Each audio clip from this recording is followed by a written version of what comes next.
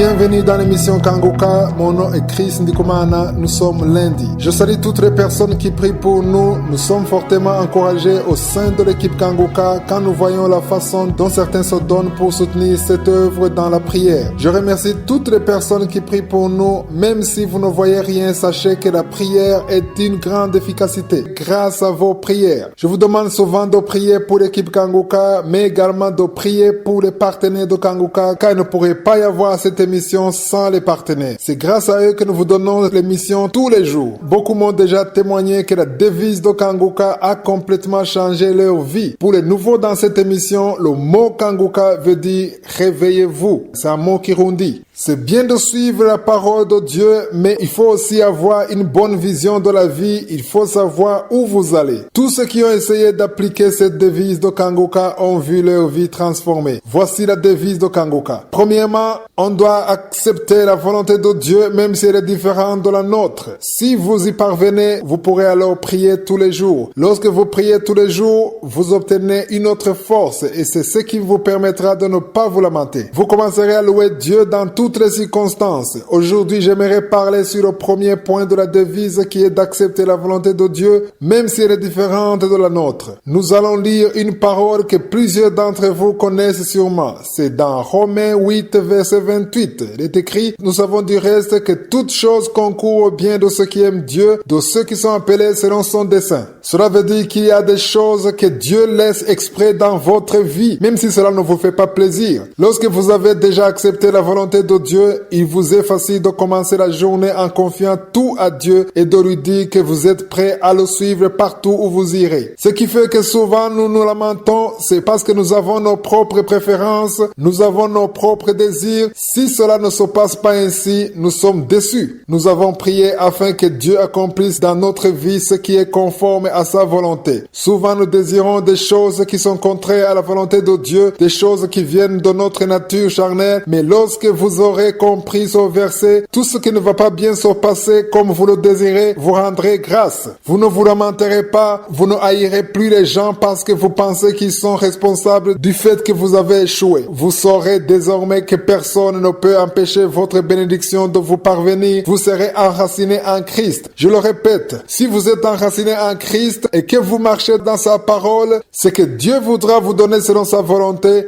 il le fera en son temps parce que personne ne peut bloquer sa main. S'il y a quelqu'un qui a empêché votre bénédiction de vous parvenir, c'est que Dieu l'a permis. Il y a des portes qui peuvent être fermées dans votre vie, des relations qui sont brisées, des fiançailles rompues parce que Dieu l'a permis. Si vous êtes enraciné en Christ et que vous avez une vie de prière, si vous marchez dans la volonté de Dieu et que malgré cela les choses se passent ainsi, rendez grâce à Dieu parce qu'il l'a permis avec un objectif. Je le dis toujours dans cette émission, si la porte A est fermée, il y a une autre porte B quelque part qui sera ouverte pour vous. Dieu ne peut pas vous laisser ainsi. Commencez dès maintenant à rendre grâce. Ce qui n'a pas marché n'était pas à vous. Les portes qui ont été fermées n'étaient pas pour vous. Rendez grâce en vous attendant aux bénédictions que Josué a prévues pour vous.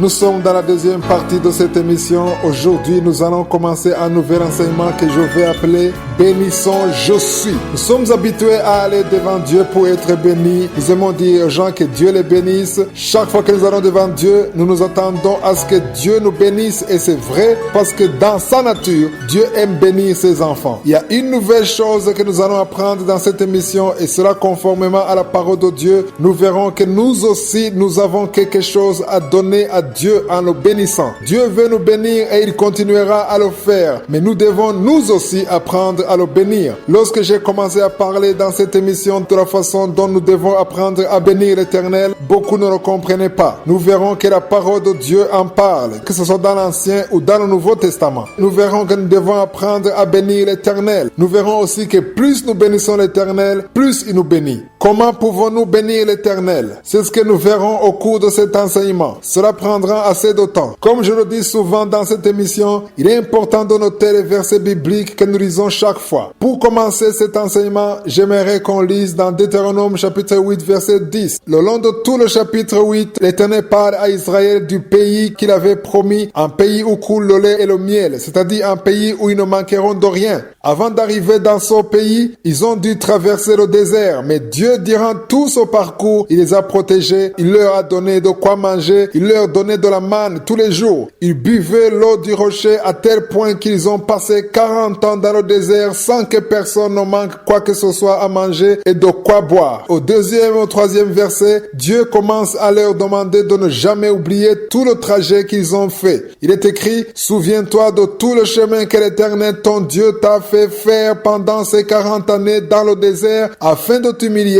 et de t'éprouver pour savoir quelles étaient les dispositions de ton cœur et si tu garderais ou non ses commandements. Il t'a humilié, il t'a fait souffrir de la faim et il t'a nourri de la manne que tu ne connaissais pas et que n'avaient pas connu tes pères, afin de t'apprendre que l'homme ne vit pas de pain seulement, mais que l'homme vit de tout ce qui sort de la bouche de l'Éternel. » Au verset 8, il leur dit les bonnes choses qu'ils vont avoir dans le nouveau pays. Au verset 9, il leur dit qu'ils vivront dans l'abondance. J'aimerais insister sur le verset 10 qui dit « Lorsque tu mangeras et tu rassasieras, tu béniras l'Éternel ton Dieu pour le bon pays qu'il t'a donné. » La parole de Dieu dit « Tu béniras l'Éternel. » Nous continuerons cet enseignement demain pour plus de lumière. Que je suis soit avec vous. À demain.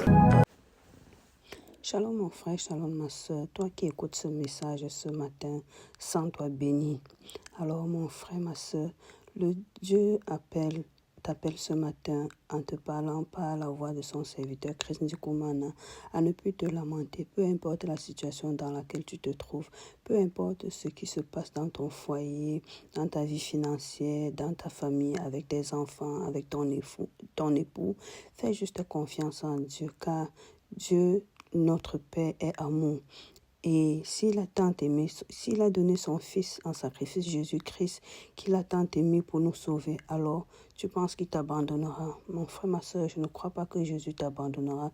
Dieu t'aime et fais-lui confiance. Que Dieu te bénisse. Shalom.